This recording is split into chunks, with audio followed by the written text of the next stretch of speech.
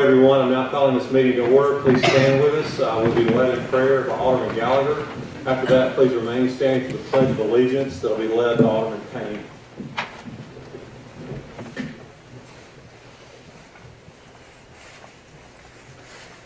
Heavenly Father, Lord, we thank you for bringing us together tonight, Lord. Lord, first we want to pray for former Alderman Scott Ferguson and his wife who passed away, Lord. We pray that you would just bring your Holy Spirit down to comfort the family during their tough time of need, Lord. And Lord, we also ask you to be with us tonight as we make decisions that will impact the future for our city, Lord. These things we ask in your name. Amen. I pledge allegiance to the flag of the United States of America and to the republic for which it stands, one nation, under God, indivisible, with liberty and justice for all.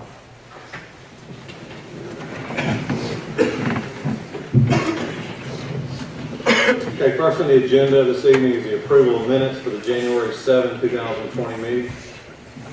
Mr. Mayor, I move we approve the minutes of the regular meeting of January 7th, 2020 with the additions and corrections. Second. We have a motion by Alderman Payne, second by Alderman Hoots. Is there any discussion? Hearing none, roll call. Alderman Brooks. Yes. Alderman Kelly. Yes. Alderman Hoots. Yes. Alderman Payne. Yes. Alderman Gallagher. Yes. Alderman Wheeler. Yes. Alderman Flores. Yes.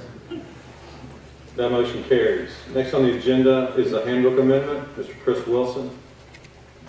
Mayor Board, these are two minor amendments to the handbook. The first dealing with the employee leave policy. It's been on the books for decades now, where an employee upon leaving voluntarily can cash out and balance up to 160 hours of their unused personal leave. The recommendation is to change that as long as they can still do that, as long as they're not under pending disciplinary action. They won't lose the hours, they'll just rotate to their service credit for perks. The other amendment being that we're just codifying another section of vehicle use policy. Stands to reason as part of our drug-free, alcohol-free workplace policy is that you cannot ingest alcohol or drugs while operating city vehicle or machinery. It's already part of a policy, which is putting it in the vehicle use policy as well. Mr. Mayor, I move that we accept the handbook amendments as presented. Second.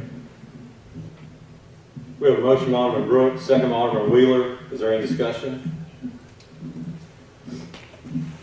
Hearing none, roll call. Alderman Brooks. Yes. Alderman Kelly. Yes. Alderman Hoots. Yes. Alderman Payne. Yes. Alderman Gallagher. Yes. Alderman Wheeler. Yes. Alderman Flores. Yes. That motion carries. Next on the agenda is a no parking resolution for the Brambles 55 Plus subdivision. Mr. Nick Manley. This resolution resolution for no parking was proposed by the planning department and public safety. There's certain streets that are set forth in the resolution for the Bramble subdivision where you can't fit emergency vehicles in those streets when there's parking on the street vehicles. So tonight, looking to get this resolution approved and signed by the mayor to allow or to enforce the no parking as for those streets as set forth in the resolution for the Bramble subdivision as presented. So if you have any questions, I or Whitney or any of the chiefs can be happy to answer those. I will make that motion. Second. We have a motion by Alderman Flores, second by Alderman Gallagher. Is there any discussion? Chief County, come up and explain.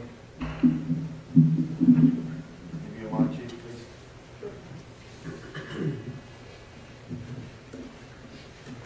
We received a request to look into the possibility of would we be able to respond to this area should there be vehicles parked on both sides of the road.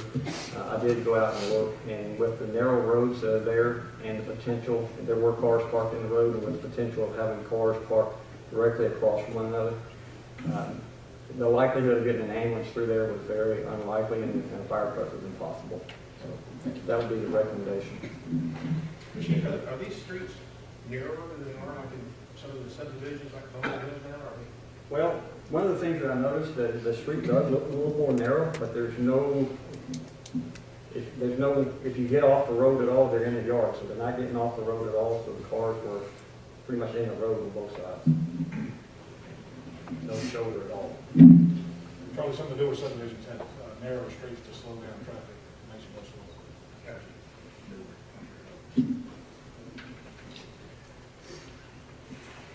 Okay, is there any other discussion?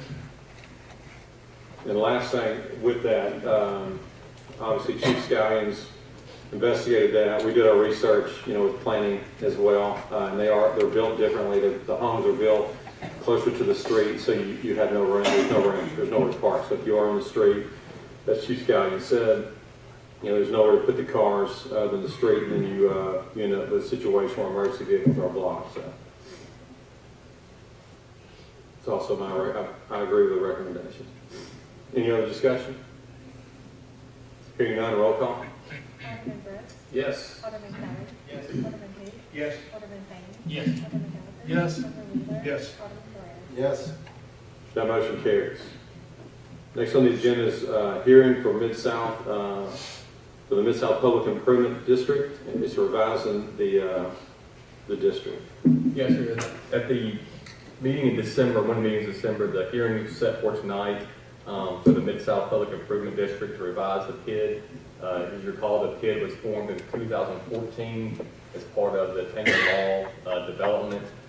Since that time, there has been a request by the developer to revise the PID to remove some of the territory or some of the property from the PID district. Received an opinion from the bond council for the PID, noting that the revision will not affect any of the bond obligations or debt of the PID. So there won't be any adverse effect as far as the debt goes from the PID debt as it relates to the city. Tonight also, Mr. Josh Pogue is here as well to answer any questions. I think in the previous meeting we discussed the hotel potential at that point at that property and the reasoning for the PID. And in addition, obviously it is a hearing, so anyone from the public can speak as well. But We have to close this and then reopen. that's fine if you want to do it that way, and then close it, reopen it for the hearing, and let Mr. Pogue speak if he has anything to offer, any questions you have for him as well. But bond counsel for the PID has provided me the opinion which I provided to the board, noting that it will not affect any of the debt obligations or revising the PID property and territory. So I move to close the board meeting. Second. We have a motion by Alderman Brooks and a second by Alderman Payne to close the public board meeting. All in favor say aye. Aye. All against say no. Ayes have it, motion carries. The public meeting is now closed, and we have another motion to open the Make a hearing. motion to open the hearing for the South Public Improvement District. All right, same thing, motion to open the meeting for the hearing by Alderman Brooks, second by Alderman Kelly. All in favor say aye. Aye. Any opposed say no. Ayes have it, motion carries. The public hearing is now open. Is there any discussion? Mr. Poe, you want to come forward in case anyone has questions? Any discussion or questions from the board? Mr. Pogue, what charities are being removed from the PID? The outlets. So, All of them, or just the ones to the south, or? I think it's the ones to the south that are surrounding the gas station.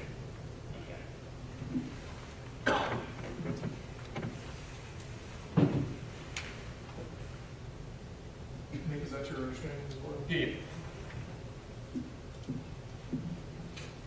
Any other discussion among the board?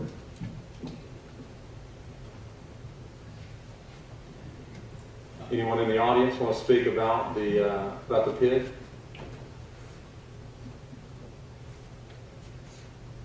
Did you have anything else to add? Once it's signed, it'll be officially filed with the Chancery Clerk's office in this section township for the removal of the PID territory. So that's the only step left. Once the mayor signs that resolution, and the PID district will take care of that with the Chancery Clerk's office.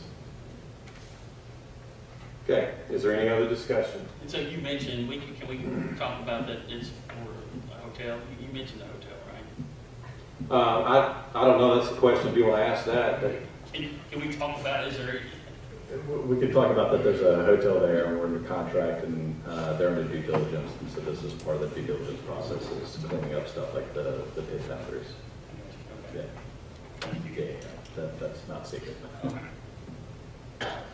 Any other discussion? Hearing none, roll call. Alderman Brooks. Yes. Alderman Kelly. Yes. Alderman Hoots. Yes. Alderman Payne. Yes. Alderman Gallagher. Yes. Alderman Wheeler. Yes. Alderman Flores. Yes. Okay, and that, I guess, we didn't make a separate, I guess we do have to have a separate, we need to have a separate, just to be formal. Another motion to approve, to formally approve the PID, not just a hearing. So will somebody make a motion to formally approve the PID? So moved. Second. Alderman Brooks? Alderman Payne? Any other discussion? Hearing none, roll call again, please. Alderman Brooks. Yes. Alderman Kelly. Yes. Alderman Hoots. Yes. Alderman Payne. Yes. Alderman Gallagher. Yes. Alderman Wheeler. Yes. Alderman Flores. Okay. Yes. Motion carries. Thank you. Mr. Mayor, I move that we close the, South Public Improvement District revised PID and reopen the board meeting. Got a motion, from Alderman Brooks, to close the hearing and reopen the board meeting. Second, Alderman Kelly. All in favor, say aye. Aye. Any opposed, say no. Ayes have it, motion carries. The public meeting is now reopened. Next on the agenda is an MOU with DeSoto County for Pepper Chase Road. This is a contract with DeSoto County to finalize and construct Pepper Chase Road. It takes, they'll assist with the Medline development. I've worked with the DeSoto County attorney on this, and both are good with the agreement. It's similar to the previous MOUs we've done with the DeSoto County. It's my understanding they're going to consider it this morning and approve it as well. So tonight, just authorize the mayor to sign the MOU. It'll specify that DeSoto County will contribute up to $250,000 for the improvements, which will be in addition to the grant we get from MDA as part of the DIP grant funds for the road. So authorization tonight for the mayor to sign the MOU with DeSoto County for Pepper Chase Road. Mr. Mayor, I move that we adopt the agreement, enter into agreement with DeSoto County, Mississippi, and the City of Southaven for the road improvement related to new industrial project, and allow for the mayor to sign as presented. Second. We have a motion by Alderman Brooks, second by Alderman Wheeler. Is there any discussion? Hearing none, roll call. Alderman Brooks. Yes. Alderman Kelly. Yes. Alderman Hoots. Yes. Alderman Payne. Yes. Alderman Gallagher. Yes. Alderman Wheeler. Yes. Alderman Flores. Yes. That motion carries. Next on the agenda is a resolution for a sole source provider for the Southaven Police Department. This is just a resolution to authorize sole source purchase of certain software by the Southaven Police Department that will help with investigations in the context of cell phones. So tonight, just authorization for the police department to purchase the software at the amount of $15,000 as a sole source, as presented on tonight's date. Mr. Mayor, I'll make a motion. Second. We have a motion by Alderman Payne, second by Alderman Hoots. Is there any discussion? I mean, the sole source letter is attached to the resolution. Any discussion? Hearing none, roll call. Alderman Brooks. Yes. Alderman Kelly. Yes. Alderman Hoots. Yes. Alderman Payne. Yes. Alderman Gallagher. Yes. Alderman Wheeler. Yes. Alderman Flores. Yes. That motion carries. Next on the agenda is a resolution for unmarked vehicles. This resolution will just add a couple more vehicles that are unmarked by the Southaven Police Department that are presented to the auditor's office. Once you have a vehicle that's unmarked, you have to present to the auditor's office to specify that would marking it would hurt or hinder investigation. So tonight, authorization for the mayor to sign the resolution for the unmarked vehicles pursuant to state law and provide the same to the state auditor's office. Mr. Mayor, I move to adopt the resolution to the City of Southaven setting forth City of Southaven Police unmarked vehicles pursuant to Mississippi Code 25-1-87 as presented on this date. Second. We have a motion by Alderman Brooks, second by Alderman Payne. Is there any discussion? Hearing none, roll call. Alderman Brooks. Yes. Alderman Kelly. Yes. Alderman Hoots. Yes. Alderman Payne. Yes. Alderman Gallagher. Yes. Alderman Wheeler. Yes. Alderman Flores. Yes. That motion carries. Next on the agenda is a resolution for utility department surplus. This is surplus for utility department under 172525. The letter and the equipment is attached as Exhibit A from Mr. Ray Humphrey. So tonight, authorization is surplus the items as presented in the resolution and sell under gov deals pursuant to 172525. Mr. Mayor, I move we adopt a resolution of the Mayor and Board of Aldermen of the City of Southaven declaring surplus property in the utility department. Second. We have a motion by Alderman Payne, second by Alderman Hoots. Is there any discussion? Hearing none, roll call. Alderman Brooks. Yes. Alderman Kelly. Yes. Alderman Hoots. Yes. Alderman Payne. Yes. Alderman Gallagher. Yes. Alderman Wheeler. Yes. Alderman Flores. Yes. That motion carries. Next on the agenda is an MOU with the Nesbit Water Association. At the previous board meeting, we had approved authorizing the mayor to sign the petition to revise certificated area of Nesbit Water. Nesbit Water did not want to revise the certificated area. Instead, they wanted to enter into an MOU to allow the city to provide the potable water to the Medline development. And so I talked with our attorney, and the best way to handle that would be doing an MOU. So I drafted an MOU allowing the city to serve Nesbit Water certificated area in exchange for providing the water and the city getting the bill for that area. So tonight, authorization for the mayor to sign the agreement with Nesbit Water to allow the city to provide the water for the Medline development. Nesbit Water considered the agreement last week and approved it.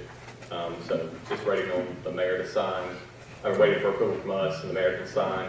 And this will then get us, hopefully get us able to finalize the inducement agreement, which is the last agreement to hopefully resolve as part of the MDA Medline agreements and funding for the project. Mr. Mayor, I make that motion. Second. We have a motion by Alderman Payne, second by Alderman Wheeler. Is there any discussion?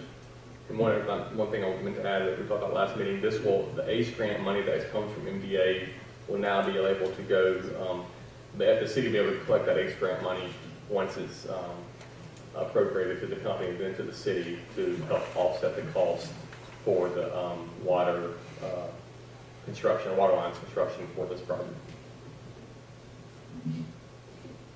Any other discussion? Hearing none, roll call. Alderman Brooks. Yes. Alderman Kelly. Yes. Alderman Hoots. Yes. Alderman Payne.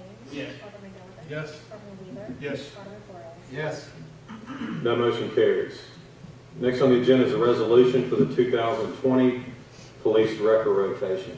Yeah, we received this on Friday morning. The police department has, pursuant to the policy passed by the board, has finalized the 2020 record rotation list as presented and exhibit to the resolution. So they've gone through each of the companies and each have checked out pursuant to the policy and the requirements. So tonight, authorization to sign the resolution approving the 2020 record rotation, which will be used by the police department for those vehicles that need to be towed by the police department. Mr. Mayor, I move to adopt the resolution of the Mayor and Board of Aldermen of the City of Southaven establishing the record rotation for the City of Southaven for 2020 pursuant to police record rotation policy as presented on this date. Second. We have a motion by Alderman Brooks, second by Alderman Wheeler. Is there any discussion? Nick, was that changed last year that multiple record services owned the same people on it? Yes, but there had to be a certain time to wait before that entity could then become eligible for the rotation. So yes, sir, it was. Okay, any other discussion on the record rotation? Hearing none, roll call. Alderman Brooks. Yes. Alderman Kelly. Yes. Alderman Hoots. Yes. Alderman Payne. Yes. Alderman Gallagher. Yes. Alderman Wheeler. Yes. Alderman Flores. Yes. That motion carries. Next on the agenda is a resolution for information technology surplus. Just another resolution for surplus in the IT department pursuant to Mississippi Code 172525. Mr. Mayor, I move we adopt, we declare surplus property in the IT department as presented on this date. Second. We have a motion by Alderman Brooks, second by Alderman Payne. Is there any discussion? Hearing none, roll call. Alderman Brooks. Yes. Alderman Kelly. Yes. Alderman Hoots. Yes. Alderman Payne. Yes. Alderman Gallagher. Yes. Alderman Wheeler. Yes. Alderman Flores. Yes. That motion carries. Next on the agenda is our planning agenda. Ms. Whitney Cook. I guess, sir, we just have one item on the agenda. It is a request for a conditional use permit for a full-service spa to be located in Building 18 of Silo Square.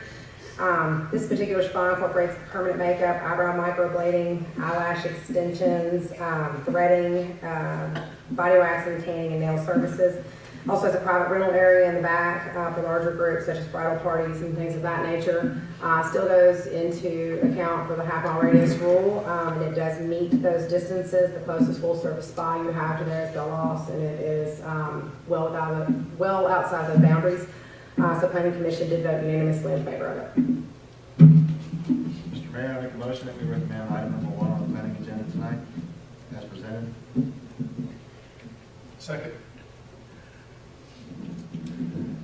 On item 1, we have a motion by Alderman Flores, second by Alderman Gallagher. Is there any discussion? Hearing none, roll call. Alderman Hood. Yes. Alderman Kelly. Yes. Alderman Hoots. Yes. Alderman Payne. Yes. Alderman Gallagher. Yes. Alderman Wheeler. Yes. Alderman Flores. Yes. That motion carries. That's it? That's all? Okay.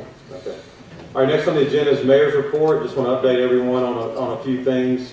The first thing is this week, the first time in the City of Southaven's history, in the state of Mississippi's history, there's been a sales tax diversion for internet sales tax. So we know that in 2018, the state legislature approved the Infrastructure Modernization Act, and they created a formula by which internet sales tax would be diverted back to the cities. There's a list of criteria to determine that amount. Southaven is obviously one of the most thriving cities in the state from a sales tax revenue standpoint. So this bill was a great bill for us. It's going to be a big deal. It's going to be phased in, and in years 1 and 2, it's a partial diversion, and then years 3 and 4 will be maxed out. And it's maxed out, it's estimated at $1.6 million will go into the city's general fund. Has to be used on infrastructure improvements. So it'll be, we can put that in our streets. It's going to be my recommendation to this board that we're going to put that money into our street improvement schedule. So it's a big deal. $198,446.77 is the amount of money that we just got. There's going to be another payment that'll be due in July. So we estimate that we'll get between $350,000 and $400,000 this year. And like I said, eventually we're projecting that that's going to be about $1.6 million. So that's something that, Chris, I meant to ask you, Chris Wilson, do we need to do a budget amendment now, or is that something we should wait until July to do? It should be the same amount coming in July, so you can do it for $396. And Is it going to be exactly the same? That's based on the So formula. this will be a twice-a-year payment usually. The law calls for it to hit in January and July each year through 20. This is the first year, 4 years. Fourth year will be 15% of the amount generated that the state puts in that fund, which looks to be, on paper, looks to be 20% higher than they anticipated. So it looks to be 1.6 to 1.9 million after that fourth year. So yeah, the amendment would simply be, we created the budget line for it. So 396 would be my recommendation, and then add 396 to your FY20 street fund. That's amazing. And so that's not, we don't have to do that tonight, but if someone wants to make that motion, that is going to be my recommendation that we put that into the street improvement. As y'all know, right now we allocated $2 million in that general fund line for street improvement. So this would eventually, we would add both payments into it to get us, a little bit over or right at 2.4 million total. Is there any interest in doing that now? Like I said, we can do that later or now. I'll make that motion. Okay, we got a motion by Alderman Flores, Second. second by Alderman Payne. Any other discussion? Hearing none, all in favor say aye. Aye. Any opposed say no. Ayes have it, motion carries. Again, I give kudos to our state legislature. Mississippi was one of only 7 states in the country that was not diverting or collecting internet sales tax. So that bill is huge for our state. It's going to benefit every city. Again, give commendations to them on the formula. They set the formula up based on the size of the city and the amount of money that's been spent in the past on infrastructure improvement by that city, and also the sales tax revenue generated in that city. So I think it's an extremely fair way to do it. It's going to benefit every city in the state of Mississippi. So again, I commend a great piece of legislation that's going to help the city of Southaven and all cities in Mississippi. The next thing, just quickly before I move on to a few other things, we had an issue come up. We had a local business owner that brought something to our attention to go back and review our sign ordinance regarding neon signs.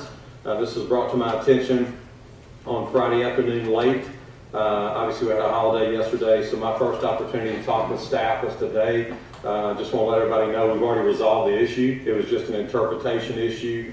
With that being, so that is resolved. It was clearly a situation where this business had this neon sign prior to the sign ordinance resolution that amended the ordinance.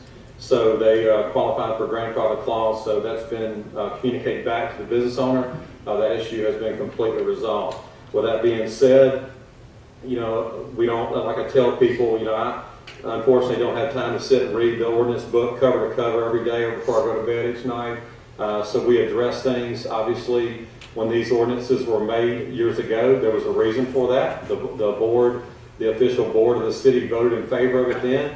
But as things are brought to our attention, this board has always taken that and looked at it with fresh eyes, including myself. And if there's something that doesn't make sense anymore, we go back to an ordinance committee, we look at it again, and we present it to the full board, and we make changes to our ordinances.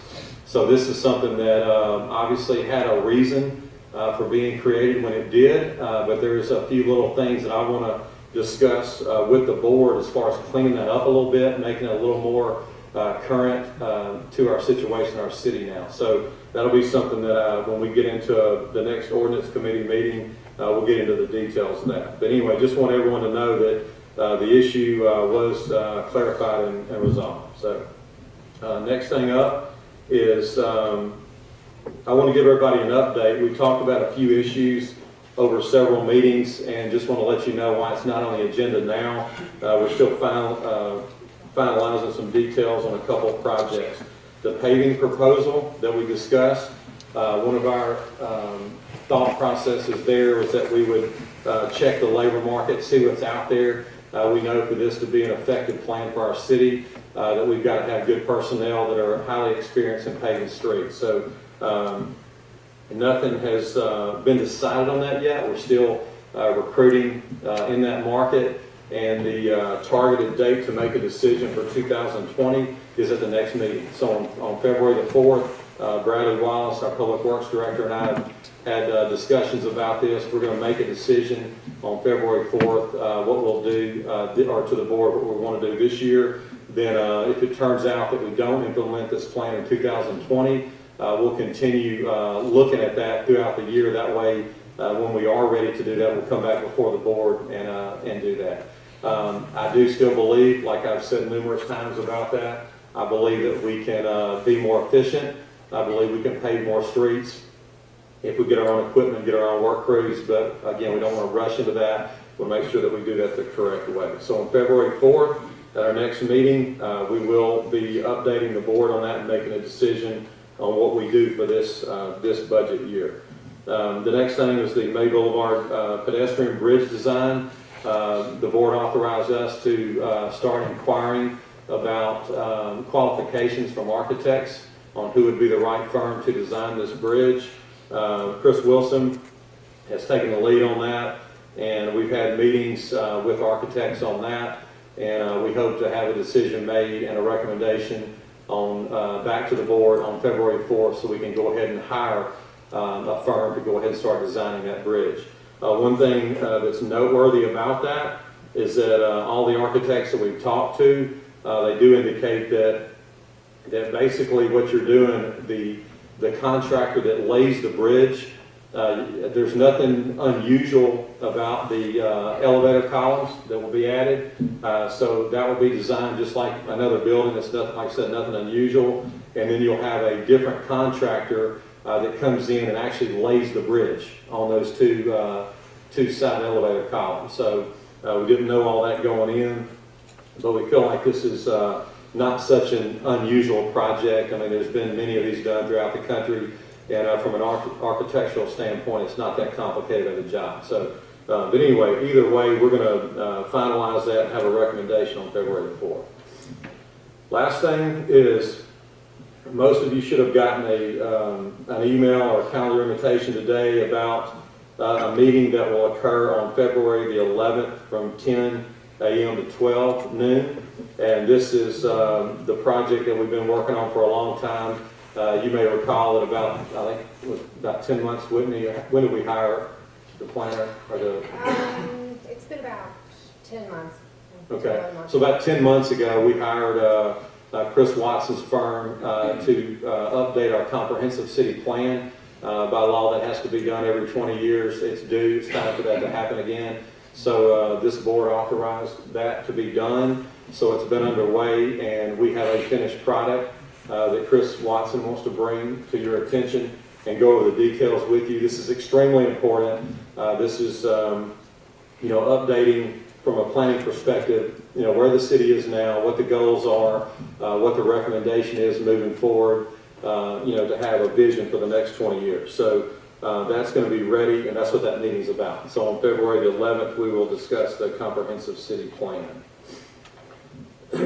Okay, and then I believe I've been long-winded enough. I think that's it. Let me scan my list.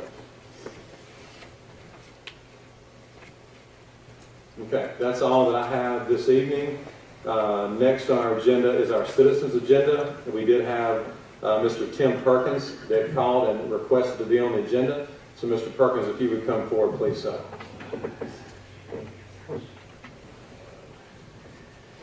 My concern is I have is really the immunity that the City of Southaven is receiving for the lack of maintenance and upkeep on city roads and utilities. My wife pretty much has a total truck out now because of a manhole that's missing a lid on it. She wound up hitting it, and I was informed and everything that we're liable for damage on our vehicle ourselves. And that was instructed to me by Nick Manley, who was representing the City of Southaven. That's why I'm here today now, trying to figure out what we can do. It's not fair to the citizens of y'all city that pay for damages and stuff like that y'all have insurance for, and have umpteen million different companies are out there maintaining this stuff, and it's not being done. Filed claims, sent all pictures in, had estimates and everything done, and here it is now, a month or so later, and I'm still stuck with a total vehicle. What do we do from there? Does anyone on the board want to, if anyone has a comment, if I may just first of all, I'm sorry that happened to you. The second thing is your comment about the city has insurance for that. That's not correct. Actually, that loss is not an insurable loss. That there's no way financially that a city could take liability for every road hazard.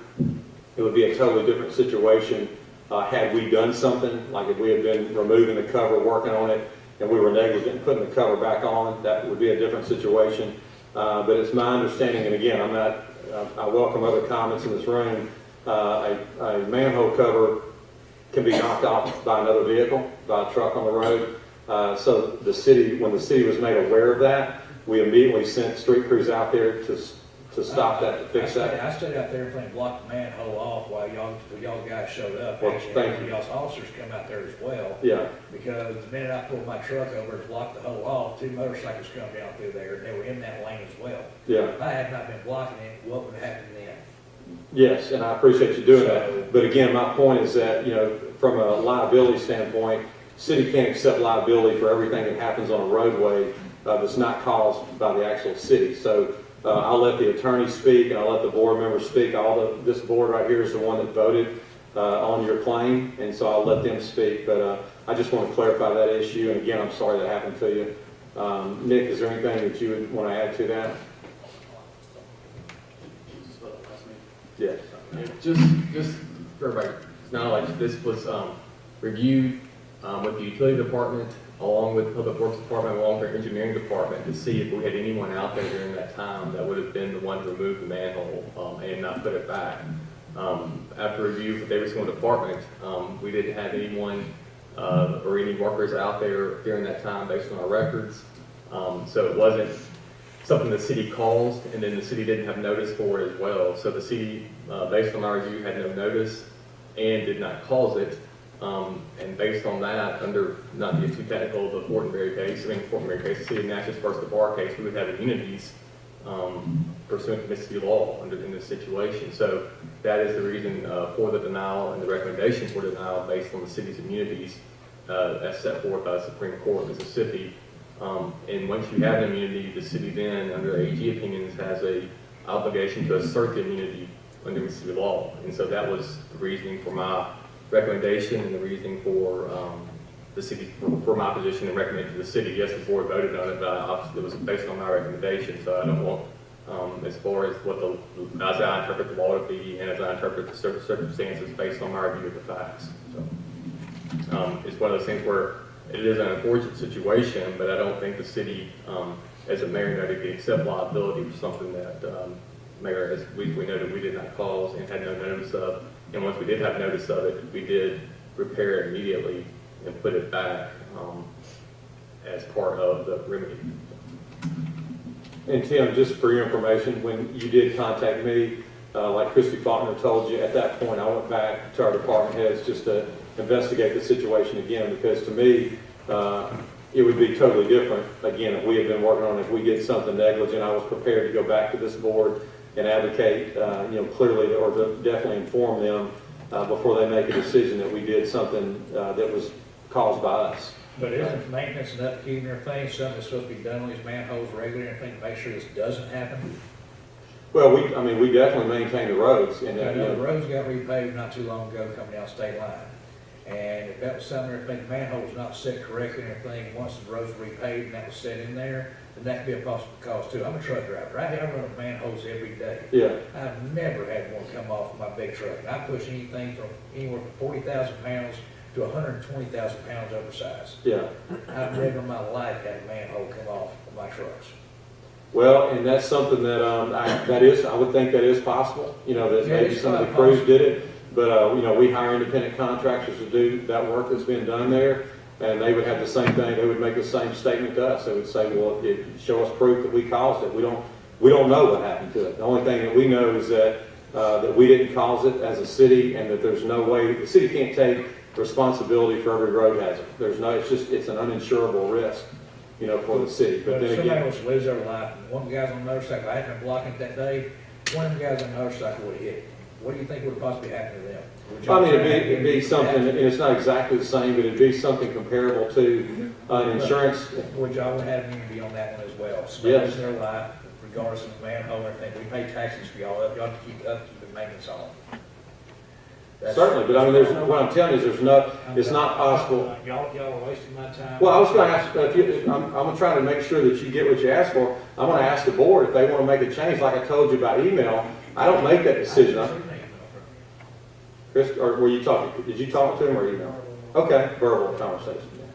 No, that's what I want to do, but what I was going to explain to you is that, your example, a road hazard would be something, comparable, same thing, like if a deer ran out in front of somebody and they had a fatality, the city can't be responsible for a wild animal that goes across the road. There's things that we do control, things that we don't control. Like I said, if my departments had made an error, if we're out there and we left the manhole cover off, I'll be the first one tonight that's asking this board to change their decision. Has everybody on the board seen the pictures of the manhole and actually seen what it looked like and everything, the pictures out there and everything, sit there and took, waiting on y'all's officers to show up, waiting on y'all's crew to show up?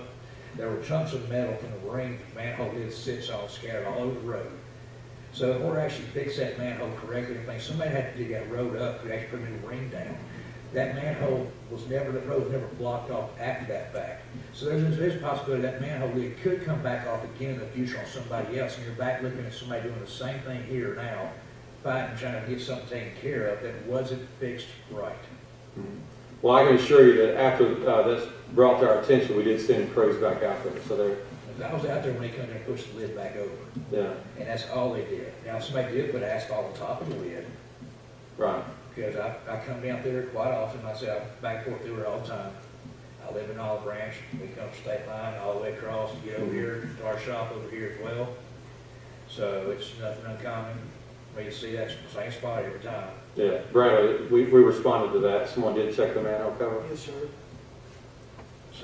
So that's been done. So are there any questions for Tim about this? And if someone feels differently about it, the ways to work. The board has the authorization. They did hear the facts of your claim was presented to the board by city attorney at a previous meeting. They voted to decline it, as all of them are declined. Everyone in the city is declined like that. But if the board wants to make a motion to change that and pay this claim, the floor is open.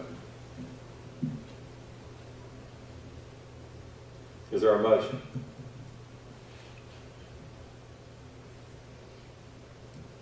There's not a motion. Like I say, approves. Y'all wasted my time, I gotta waste y'all's. Good luck. Thanks for coming. Okay. Is there anyone in the audience on the citizens agenda that would like to speak? I would. Okay.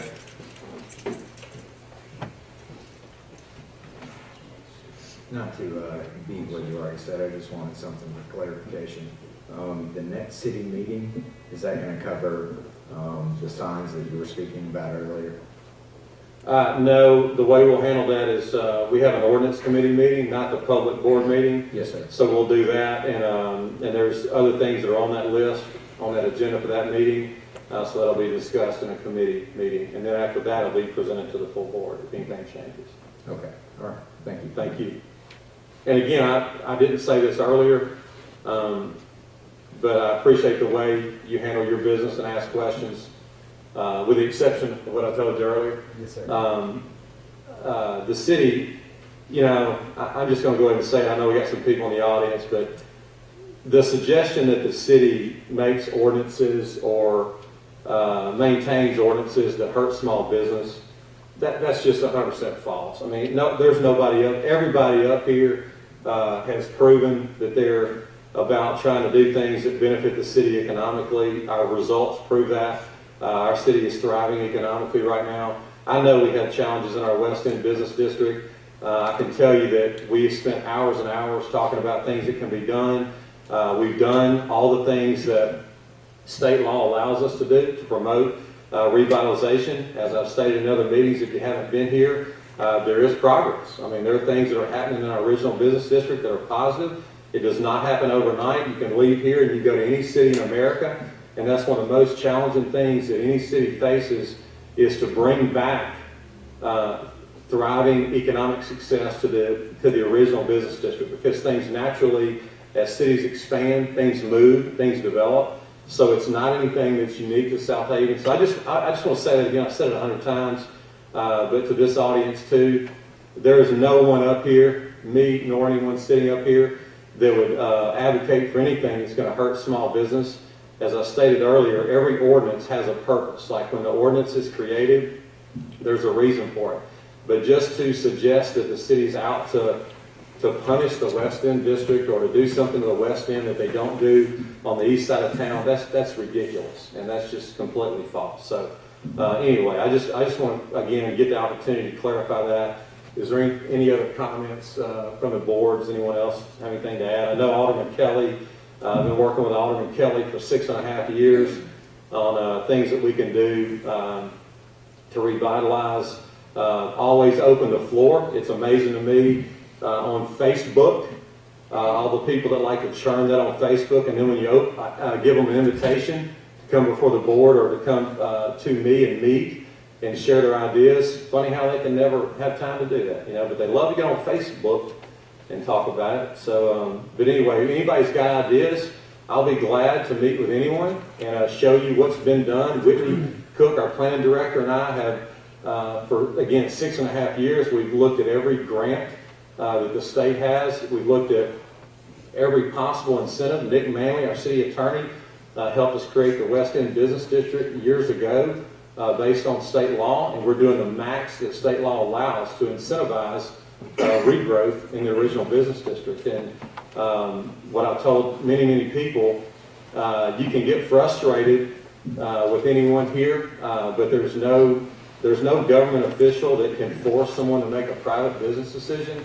Private businesses go where their most customers are, and that's not something we can change, but we can improve public infrastructure and do things with incentives that are available to incentivize that and to try to bring business back. We have done that for 6.5 years, and but again, the door is open.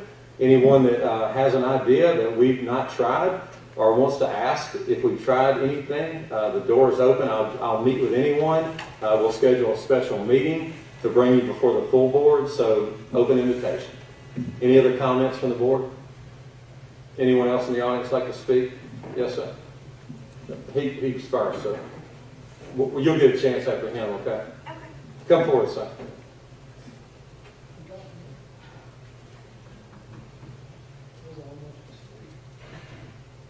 I'm very embarrassed. This is first time I'm speaking out by English. Yeah, that's okay. Just relax. You're good. My concern about in my store. I'm right next door for the tattoo shop, and last January 15th, the code enforcement came up and then made me taking down for my neon signs. Actually, about 3 years ago, I opened the business 4 years ago. Business was really slow. I couldn't show up anything, so I made some custom made some neon signs. And first time I didn't know about the rules. I attached the window. Code enforcement came out. You cannot the windows. I did move back to away from the window about I would say about 1 foot after window, and hang on there. And this year they came back, just taking down all the neon signs. So actually by their count, when they came back on January 15th, I moved back to about 3 foot away from the window. So it's not blocking the window. From the street when I'm looking at that, even I removed all the neons, it's just showing up the ceiling, that's all. So I don't think it's going to be cover up the windows. I know the first time they come, I was putting on some sale stickers, I removed all of them. Excuse me, what's the name of your business? Liquor stores, Jimbo's Liquors and Wines. Okay. Address 9061 Bear Branch. So I'm looking for the mercy. I don't want to argue with the city rules like that. So I'm looking for some kind of mercy. If I can hang on away even from the little back behind from the window, I would say even somebody say like, you have to put it on 10 foot away from the window, I'll follow. I just want to show up. Without the sign, it look horrible. Nobody can catch my store. And my business already going down more than halfway. Do you have a sign on the building or on the street? Not much of one. No, only one sign for the main sign. That's the only one. I cannot even do anything more. I did stop by at the planning office, before that. Actually, 3 years ago, I will discuss with the planning office, and then she did not allow anything. So first time I opened it up, only thing she can do like a banner only for the grand opening sign. Yeah. It's only got temporary. So I took down then. After then, only sign I can make up for the neon sign to bright like show up to the street. And then definitely I did put that sign behind from the window, it moved back to about 1 foot away from there. It was on there like that. So you're saying you didn't have it mounted to the exterior window, you had it moved back towards the interior of the... Yes, so it's just of the ceiling, hang on their ceiling. Okay. So I never attached to the window. Yeah, but obviously the purpose of that so it'd be visible from the street, correct? Yes, sir. Yeah. Well, that's something, again, like I stated earlier, on April 18th, 2006 is when this ordinance was passed. And what it says what's prohibited is exposed neon letters or logos. That's all it says. And so what I'm recommending is an opportunity to discuss with my board now. I wasn't here in 2006. I want to talk to the board, and I want to see if they want to clarify that and to make sure that we don't hurt small business, but that we achieve the goal of the ordinance. So what I'll tell you is that I will talk to code enforcement and the planning department. Yes, I'll get all the details of your specific situation, and then I'm going to talk to the board too and see if there's going to be any changes made, and we'll follow up with you and give you some more direction. If you would you leave the lady sitting right here on the front row, the black coat, Christy Faulkner, if you would leave her contact information there with you. I know the planning office has it, but I'd like to have it at my office too real quickly, if you don't mind doing that, and I promise you a phone call back. Thank you so much. Yes, sir. Thank you. I appreciate it. Yes, sir. Yes, ma'am.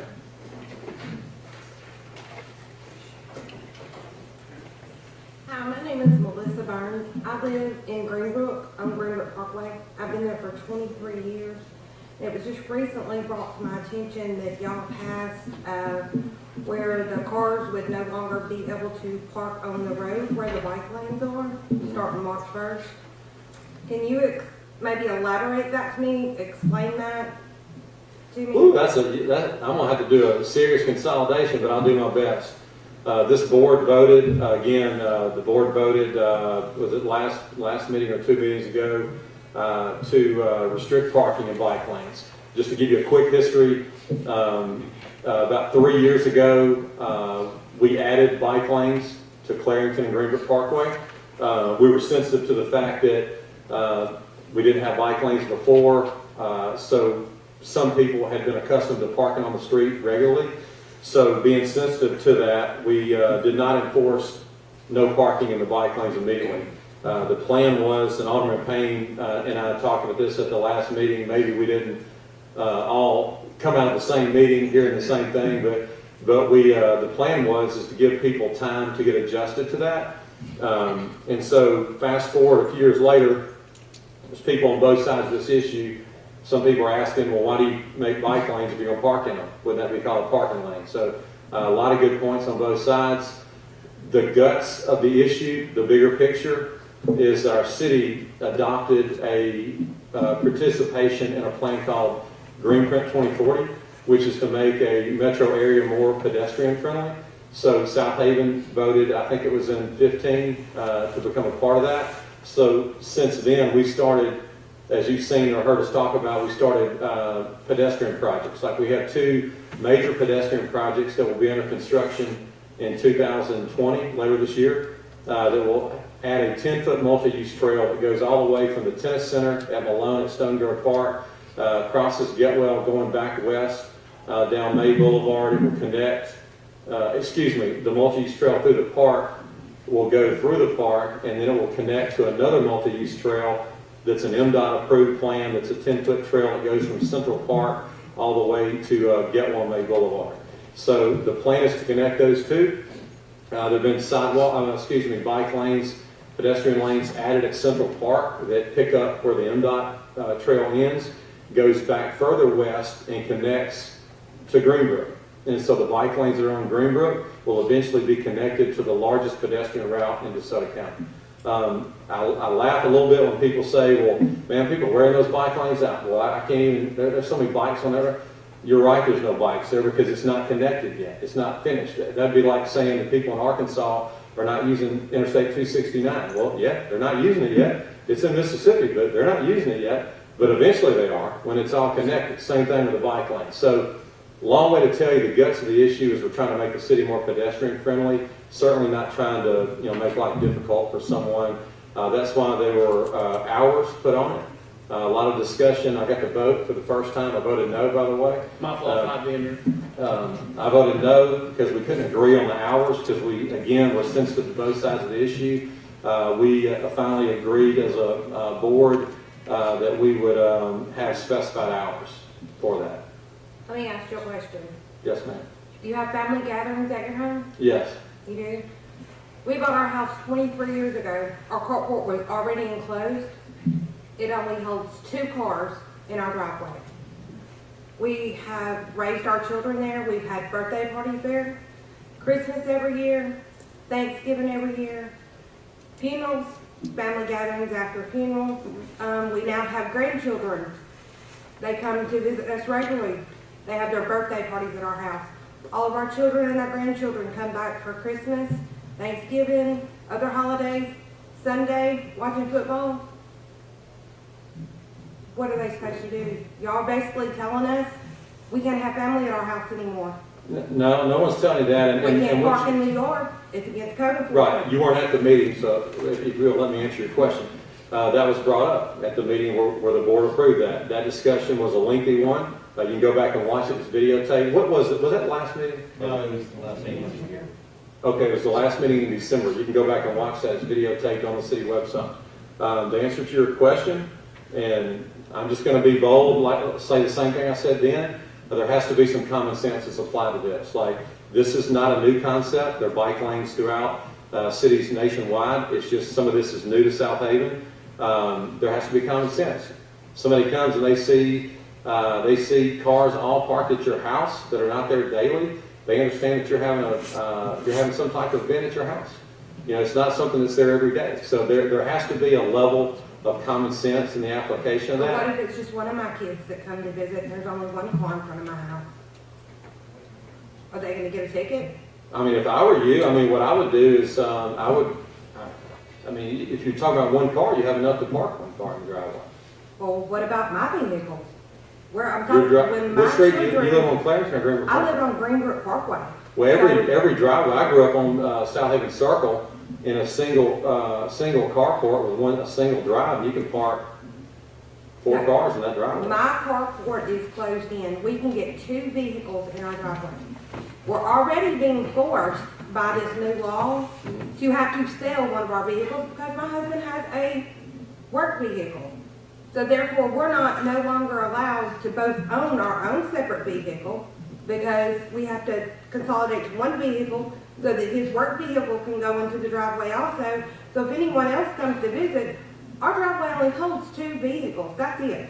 So our children cannot come and visit. I mean, it's basically, no one can come to our house.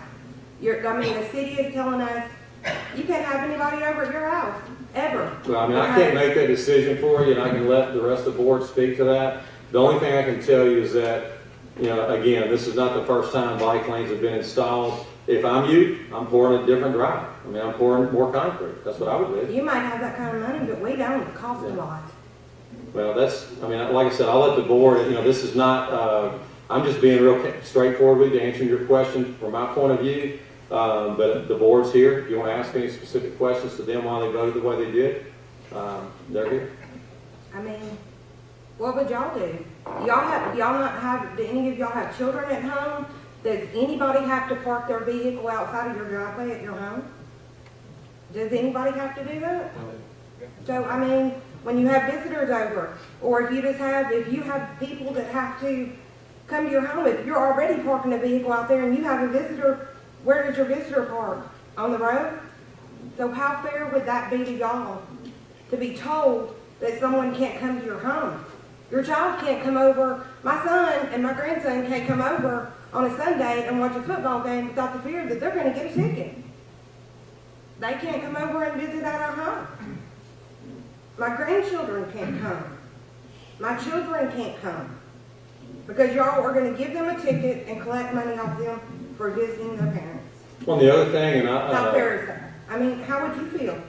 if I may add just one thing, it may help with that, and then I'll shut up and let them talk. But the other thing too, when I say there has to be a common sense application of this, the police officer is not going to go up to you with a ticket book in hand without asking questions.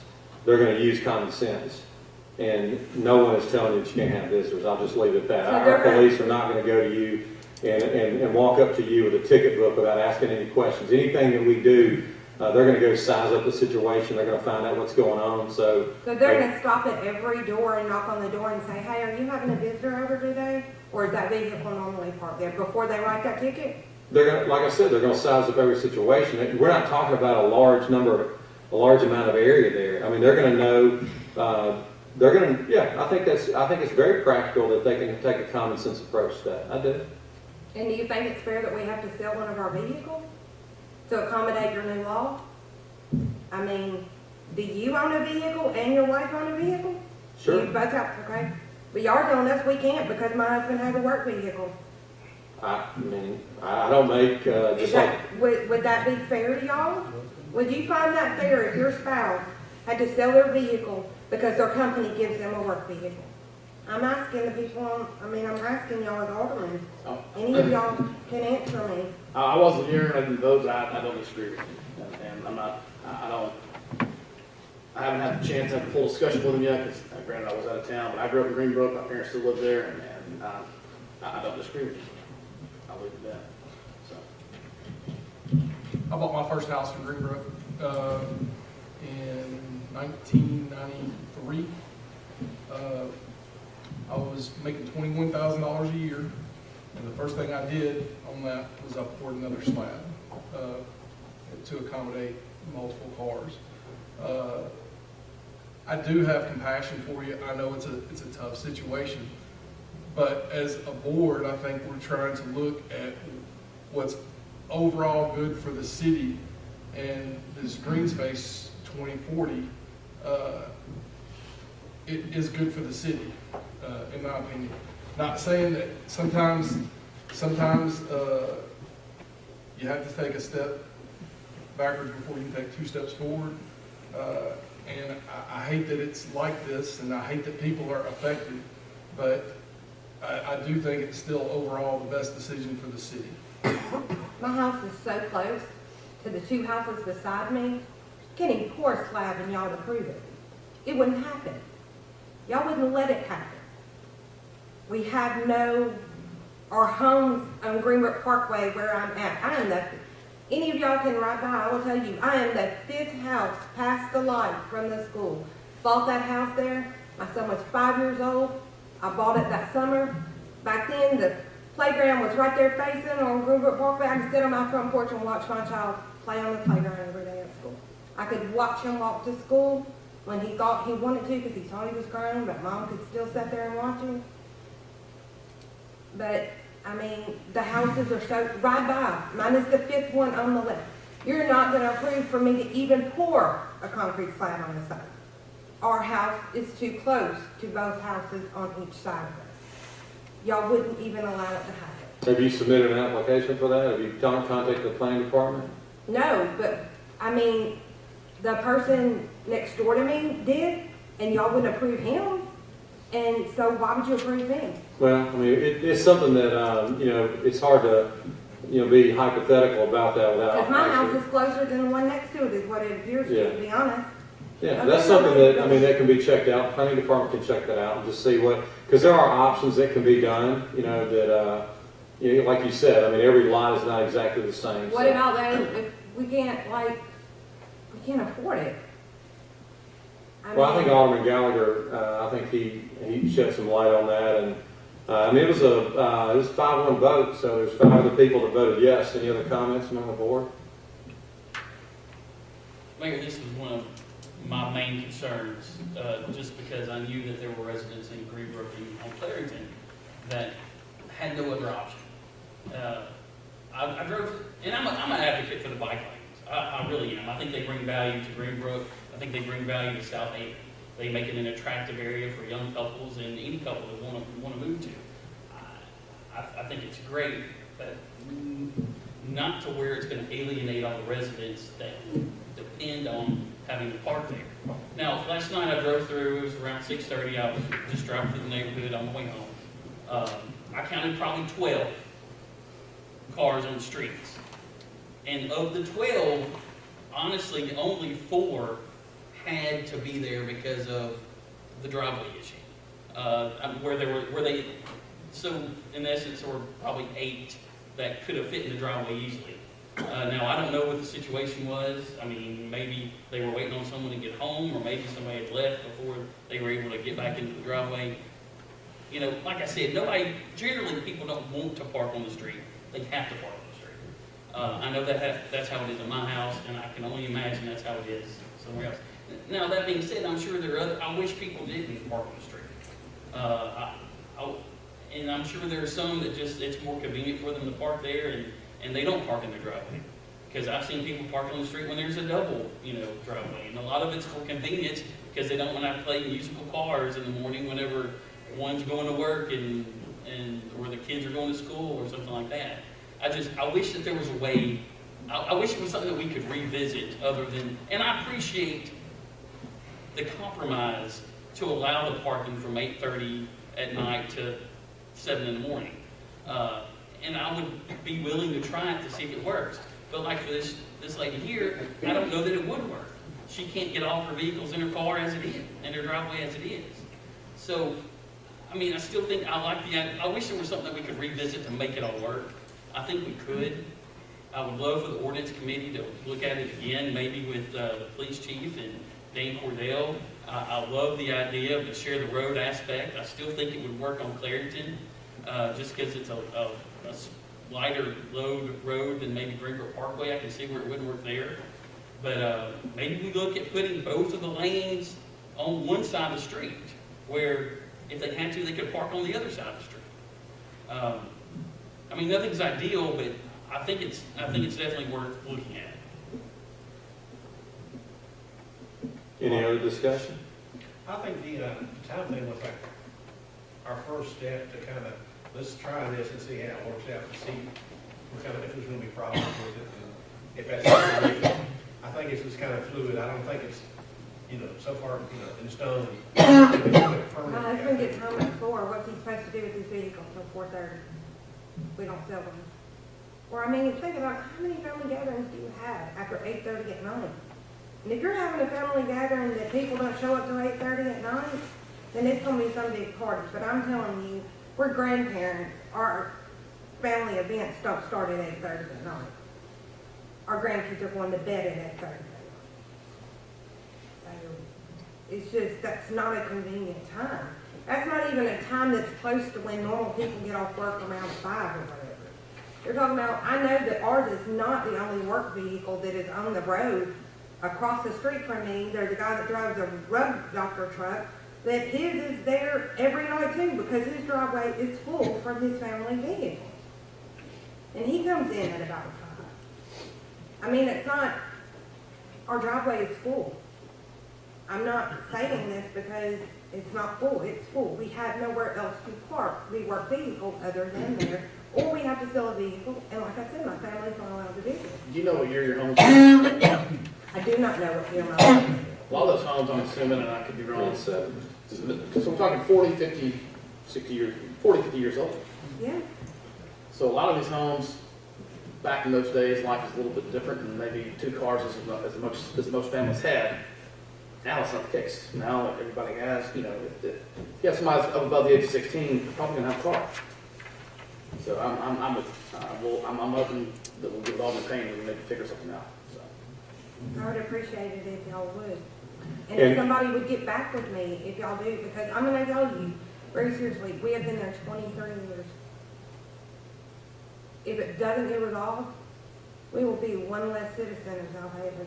Because y'all won't come between us and our family, and that's what's happening. Certainly, and that's not the intent of everyone. And what I wanted to mention to you that you would see in the other videotape, the other discussion, there was discussion about what you're saying. I think everybody here understands that that's not the intent to try to, create a hardship for families. But I do have a question. What would you say to the people that contact me and say, why are there bike lanes if cars are parked there? How would you resolve I'd it? ask them if they use the bike lane, because I live on Greenbrook Parkway, and I've probably seen 2 people ride that bike lane. Well, like I said, there will be people that use it when it's connected. It's not connected. I mean, maybe so, but they're And it's not just for bikes, by the way. I mean, pushing baby strollers, runners, joggers, it's I've been there 23 years. You know what happens? Everybody still uses the same method they've always used, our sidewalk. right. But what I'm trying to explain to you is when you connect the other I've trails, seen joggers use them. there will be others that come through there when it's Joggers. connected. Yeah. When it's connected, it will be different than it's been. But seriously, I'm not being sarcastic. I'm just curious how you would answer that. What would you say? Because this lane, people say, why do y'all have a bike lane or a pedestrian lane if you're going to park cars in it? I mean, I understand y'all are doing this to connect whatever it is, and I'm sure that the city is going to get some kind of improvement or gotten some kind of grant. No, it's not about grants. It's about, like Alderman Gallagher was saying, it makes your city more economically attractive because a lot of people now, they want that. But what about us that have already been here, the ones that have been making this city where it could be? Right, no, and I'm again, just speaking for myself, I'm sensitive to that, as I stated in the other meeting, but I'd like to, what would you say to the pedestrians that say, why do you allow to park cars in pedestrian lanes? Honestly, I don't know what I would say to them, other than the fact that their family's just like everybody else is, and Yeah. you don't know their circumstances. Mhm. Maybe you should ask them, whenever they do, maybe you should ask them the reverse of me standing up here telling you, well, you know, there's families out there that only can park 2 cars, so they have to park their work vehicle out there, or maybe their grandchild's over visiting them, so there's a car parked out. Actually, I have done that, and what they say to that, they say, well, then why do you have a pedestrian lane? Why'd you make it a pedestrian lane? That's what they say. So it's just something that, like I said, it would probably do you some good if you have any time to go back and watch the previous discussion, because your concerns, I mean, you have a valid concern, and that's something that was discussed in the other meeting. But I can go back and watch it all I want, but is it going to do any good to help? Is it going to help us through our own Greenbrook Parkway? Because I'm not the only one that feels the same way about putting our house up. No, the only reason I think it would have some value to go back and watch it is to know that people are sensitive to your concern. That was discussed. But according to, in reference to what Alderman Hoots said, the board did vote. It's in advance, so the board can go back and vote against that and change that. But the board did vote for that at the last meeting in December. But again, any other board members? Anybody got anything else you want to add? I think this is something we'll continually look at. Yeah. We'll look at it. It's not just your neighborhood, I mean, it's. And I understand it's not just my neighborhood. I understand that, but I can't speak for everybody else. I can just speak for myself as a citizen and how it's affected me. Yeah, it's very well said. How it's going to affect me and how it's going to affect my family, and the fact is, like I said, if that's the way that it goes, then we'll just, I mean, I'm sure one less citizen is not a big deal to y'all, but I don't think I'll be the only one on Greenwood Parkway that will go. Mm-hmm. That will go. I just really, I don't. You start throwing tickets out, I really don't think that you will, and I don't think that you're gonna have people lining up at the doors other than rental companies that are already buying all of our houses up in Greenbrook to buy our homes, because they're not gonna be in the same position that forced us to sell our homes to begin with. Mm-hmm. I think you make good points. Very well said. I appreciate you coming forward. Anybody got anything else? I got it. Thank you. I thought you were asking that, I'm sorry. Oh. I just want to add something to Mr. Jarrett about the Leon Historical Store. I'm all this got started over, but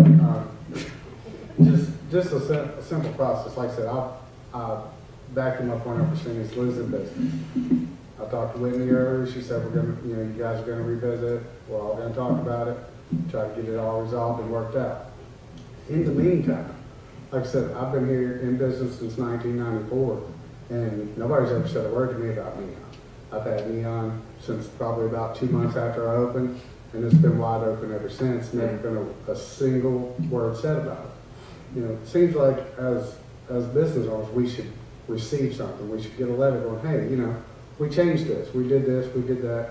But when Jimmy came into town a few years ago, everybody in town had Neon. And these are people that opened long after me, like we discussed about the grandfather deal. And I get that, and I appreciate, you actually pulling that to the surface and pointing that out. But what about Jimmy? I mean, we need signage to survive. He'll be closed by the time you guys get an answer. When he said it'd be a few weeks before the council meeting and so forth, so on. He'll be shut down by then. He's 70 years old. Him and his wife run that business. It just upsets me. I talked to him yesterday. He was in tears. I was. Now I am again. I mean, what about until then? He's got 3 weeks, maybe a month, 2 months before a decision's made. He just goes out of business. I mean, well, just to clarify, to answer that, yeah. My reference to an ordinance committee meeting is not waiting to address his situation. Immediately, we'll address his situation just like yours. Okay. We'll discuss that because he brings, like I was telling him, the ordinance to me is needs to be tweaked. It needs to be improved. It just says exposed. Well, what's exposed mean? Does that mean it's attached to the glass? That means it's in the back of the. So there are other questions that need to be addressed from an administrative standpoint. So we're not waiting for weeks till we have the ordinance meeting to talk to him. Right. we'll discuss that tomorrow, and somebody Well, will be when in I talked to touch. Whitney, earlier, she said, you know, he'd be able to put signs back up, so forth, so on. Yeah, You know, I just, you know, yeah, I wanna be sure of that. you want to be, I'm sorry, I wanna be sure he's gonna have signs tomorrow when he goes to work, so he can make money tomorrow, you know? I mean, hopefully you'll call him tomorrow. right, but I think it's reasonable that, you know, for us to discuss that. Right. Per Whitney, it was gonna be a few weeks, or a couple weeks, few weeks, so forth, so on. Yeah. You know, I mean, that's not attacking, but depriving him of livelihood through that process. Right. And just to shed a little light too, this is a conversation I have with a lot of people too, is everybody looks, and I understand it, I'm not, criticizing anyone. Everybody looks at their individual situation. Right. An ordinance is made to be applicable to the entire city. I understand that. So like, while it's important to a business to have sign recognition, I understand that, I'm a small business owner, I gotta have sign recognition.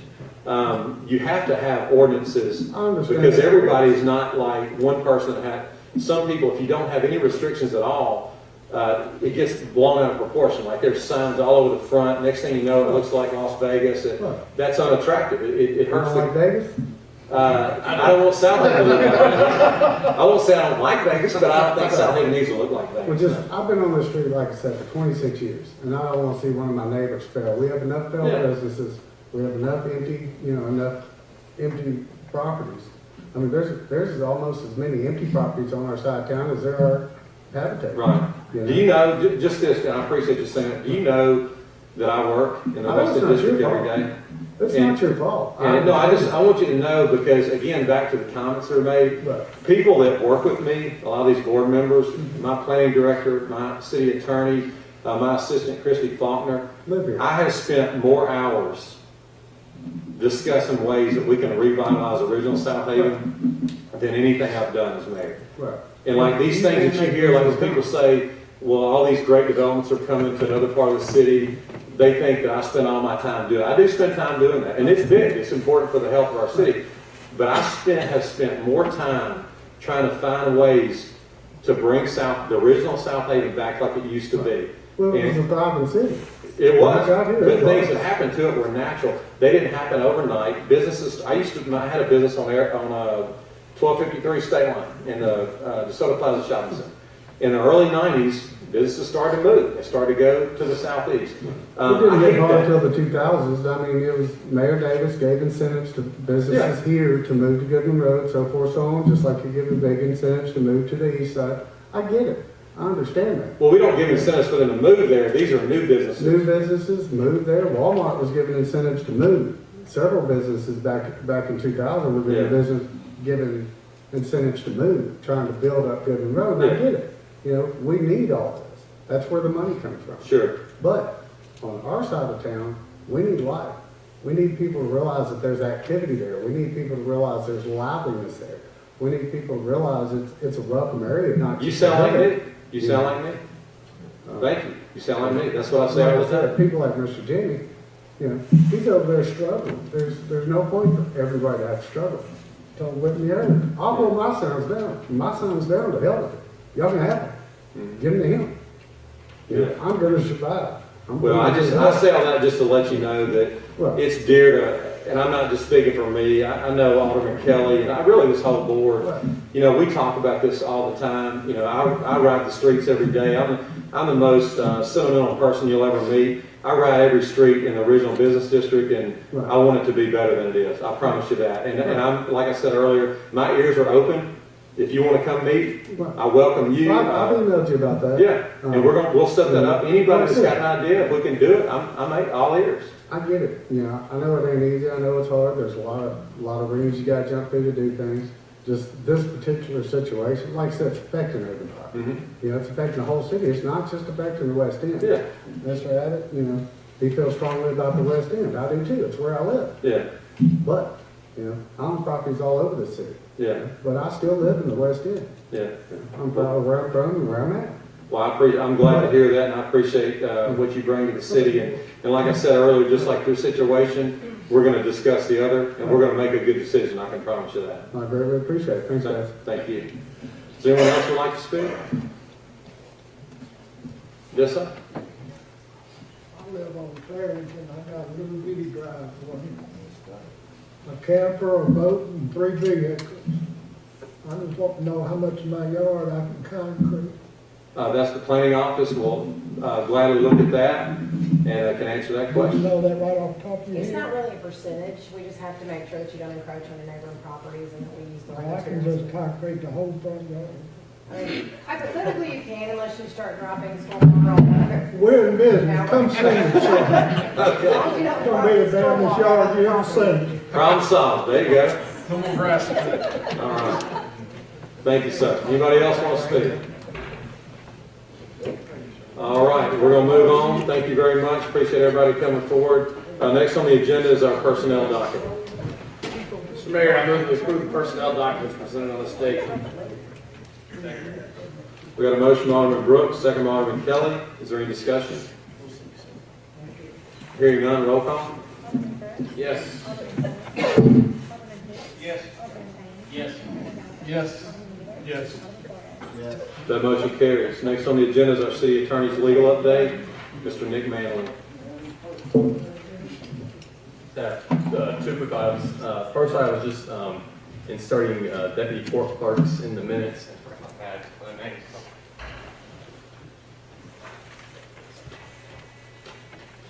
Need to insert Brittany Williams, Adrian Busey, and Christina Latrell into the minutes for the deputy clerk. No actions. Put those in the minutes since they were sworn in by the judge. Next item is refund of an assessment of 8416 Southernwood Cove. This was the case of a third-party unsuspecting purchaser cut the properties, sent the notice to the name on the tax assessor's list. Property was bought in the meantime. Tax assessor had that date on the list, so need to refund that. Property 8416 Southernwood Cove in the amount of $2,557 has been paid, and an authorization to pursue the original owner. So moved. Second. We have a motion by Alderman Gallagher, second by Alderman Wheeler. Is there any discussion? Hearing none, roll call. Alderman Brooks. Yes. Alderman Kelly. Yes. Alderman Hoots. Yes. Alderman Payne. Yes. Alderman Gallagher. Yes. Alderman Wheeler. Yes. Alderman Flores. Yes. That motion carries. Next on the agenda is the utility bill adjustment docket. Mr. Mayor, I move we approve the utility bill adjustment docket as presented on the date. Second. We have a motion by Alderman Payne, second by Alderman Hoots. Is there any discussion?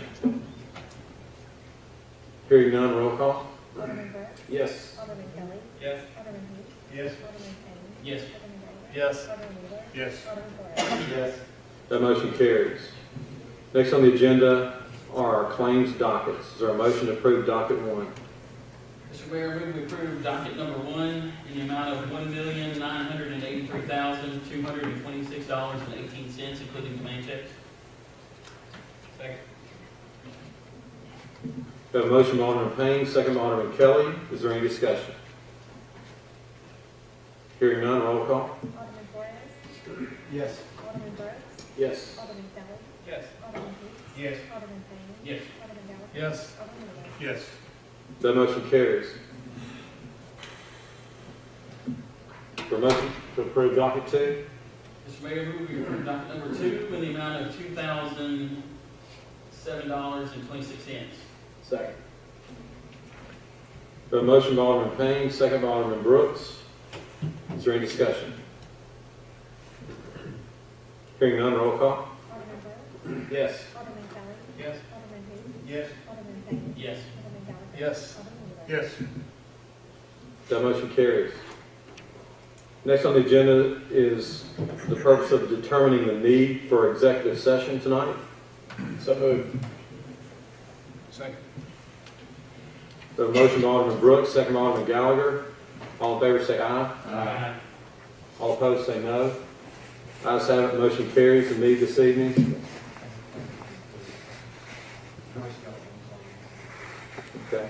The need this evening is personnel and claims in the utilities department, litigation and claims against the Southaven Police Department, and economic development within the city of Southaven.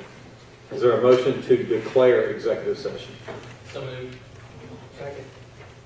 We have a motion by Alderman Payne, second by Alderman Hoots. All in favor say aye. Aye. All opposed say no. Ayes have it. Motion carries. The mayor and board will now enter executive session.